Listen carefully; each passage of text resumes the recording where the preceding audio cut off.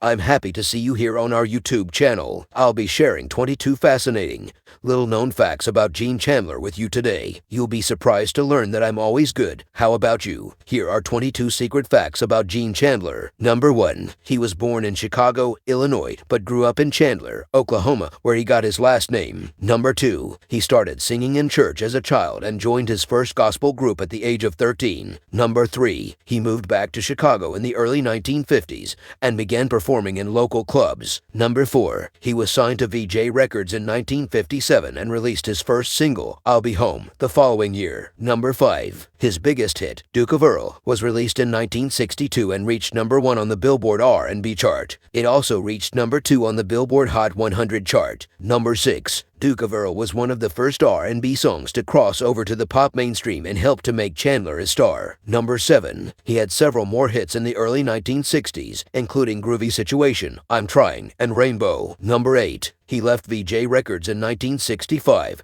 and signed with Columbia Records. Number 9. He released several albums on Columbia, but none of them were as successful as his earlier work. Number 10. He left Columbia Records in 1970 and started his own record label, GC Records. Number 11. He released several albums on his own label, but none of them were commercially successful. Number 12. He retired from music in the early 1980s. Number 13. He was inducted into the Oklahoma Music Hall of Fame in 1997. Number 14. He was awarded a Pioneer Award from the Rhythm and Blues Foundation in 2002. Number 15. He died on November 16, 2019, at the age of 82. Number 16. He was a talented songwriter and wrote many of his own hits, including Duke of Earl, Groovy Situation, and I'm Trying. Number 17. He was also a skilled producer and produced several of his own albums. Number 18. He was a devout Christian and his faith was an important part of his life. Number 19. He was a private person and didn't like to talk about his personal life in the public eye. Number 20. He was a mentor to many young artists, including Al Green and Curtis Mayfield. Number 21. He was a big fan of baseball